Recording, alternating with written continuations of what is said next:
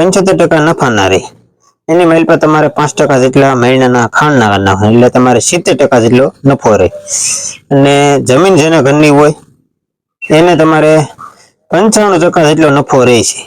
આવક બેયને રહે છે, જમીન હોય કે ના હોય, પણ તફાવત એ છે મિત્રો કે જેની પાસે જમીન છે ને એની વધારે પડતો રહે છે, અને જેની પાસે જમીન નથી ને એની પાસે ઓછો રહે છે। એટલે તમારી પાસે મિત્રો જો જમીન હોય તો પણ તમે સારું એવું પશુપાલનનો વ્યવસાય કરીને બહુ સારા એવા પૈસા પણ કમાઈ શકો છો, અને જેની પાસે નથી એને પણ જો આમાં રસ હોય તો એ પણ સારા એવા પૈસા કમાઈ શકે। હાલો મિત્રો, સ્વાગત છે તમારું આપણી કિંગ ખેતી ચેનલમાં। ફરી એક નવા ટોપિક પર વિડીયો લઈને આવી ગયો છું, ને બધાને જય માતાજી, જય દ્વારકાધીશ। ને આજનો ટોપિક એ છે મિત્રો, પહેલા તમને કહી દઉં ને તો કે જેને જમીન હોય ને પશુપાલનનો વ્યવસાય કરવા માંગતા હોય એ વધારે ઇન્કમ આમાં કરી શકે, કે પછી જે જમીન ના હોય અને આમનામ વ્યસ્ત નિરોપર કરવો હોય તો ઈ વધારે પૈસા કમાઈ શકે। એટલે કે આજનો વિડીયો બે ટોપિક પર છે, અને જો તમે આ બે વિશે જાણવા માંગતા હોય તો અંત સુધી વિડીયો જોજો, અને વિડીયો જરાય કટ કર્યા વિના જોશો ને તો તમને સરખાઈ સમજણ મળશે। કટ કરીને જોશો તો તમને આમાં કોઈ સમજાશે નહીં। તો પહેલી વાત મિત્રો એ કરી કે જમીન વાળાના ફાયદા કહીને, તો એને પેલો ખર્ચો તો ઈ બસે કે એને નીરવ બાબત, એટલે કે નીરવ બાબત એને એક પણ રૂપિયાનો ખર્ચો નહીં થાય, કેમ કે એની પાસે ઘરની જમીન છે, અને ઘરની જમીન હોય તે ધારે તે કરી શકે। એટલે કે હોનું કહીને તો હોનું પણ પકવી શકે જમીન વાળા, કેમ કે એને ઘરની જમીન હોય એટલે ગમે તે નીરવ કરી શકે, હુકલ લીલો, એટલે એને પશુમાં એટલો બધો ખર્ચો ન હોય। ખર્ચો આવે પણ એને હાવ ઓછા ભાગે, કેમ કે એને નીરવના પૈસા બસ્યા, અને એને ખાલી ખર્ચાની વાત કરીને તો એને ખર્ચો એ આવે કે એને ખાણ દે એ ખર્ચો આવે, બાકી એનો કોઈ જાતનો ખર્ચો ન આવે। એ બીજી વાત છે કે જેની પાસે જમીન નથી તબેલો કરવા માંગે છે તો એને કેટલા પૈસા રહે, તો એને મિત્રો એટલા પૈસા રહે કે એને આપણે આમ એક હરખું કહેવા જાય ને તો કે એને આવડાને જમીન વાળાને ઘરની જમીન હોય, નીરવના પૈસા બસે, ને આવડા અને વ્યસ્ત નીરવ લાવવું પડે। એટલે કે જે માણસ પાસે જમીન હોય ને તે જમીન વાળા પાસેથી વ્યસ્ત નીરવ લાવીને અને પશુને ખવડાવવો પડે।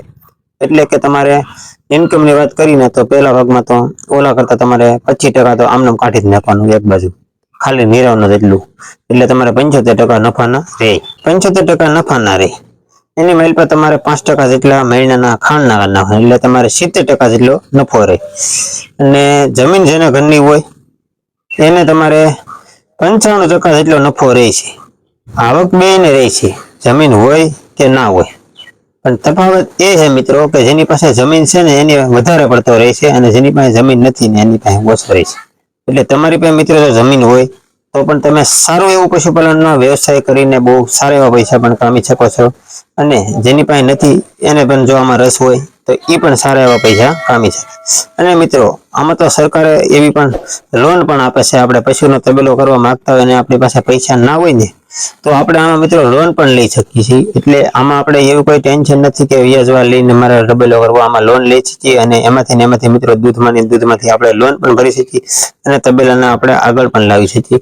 એટલે આમાં કોઈ જાતનું મૂંઝાવાનું નથી। અને મિત્રો આમાં ભણેલા લોકો પણ કરી શકે, અભણ લોકો પણ કરી શકે, એટલે કે આમાં કોઈ તફાવત નથી મિત્રો, ગમે તે માણસ આમાં છે ને તબેલામાં સક્સેસ થઈ શકે, થોડીક આવડત હોવી જોઈએ।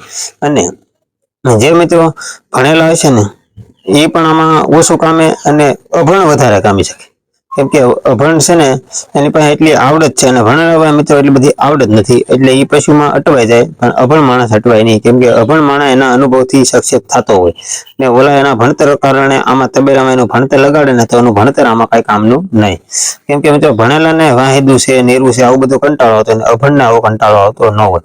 એટલે ઝાઝા ભાગના તો મિત્રો છે ને જે ભણેલા તબેલો કરતા છે ને એની મેલ પણ મહિનાદાર ને એવા જ રાખતા છે, અને અભણ લોકો એવો હોય કે એ આમાં એક પણ મહિનાદાર ના રાખે, એ પોતે બધું કરે, અને એને ઝાઝા ભાગનો નફો પણ રહે છે।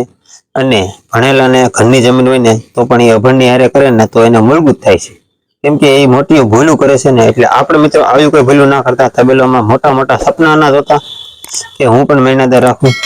ધીમે ધીમે મિત્રો શરૂઆત કરો એક બે પશુથી, અને ધીમે ધીમે રાગે પાડો, એમાંથી આવક કરો, એમાંથી ધીમે ધીમે આવકને ઇન્વેસ્ટ કરો, એક ધંધામાંથી બીજો ધંધો કરો, આવી રીતે શરૂઆત કરો ને તો તમે સફળ તબેલામાં આરામથી સક્સેસ થઈ શકો। એટલે આમાં બીજું કોઈ જાતનું નથી।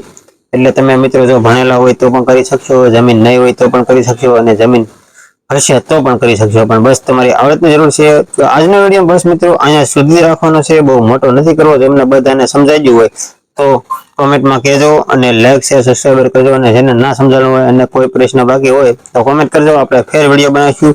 તો બધાને જય માતાજી, બાય બાય.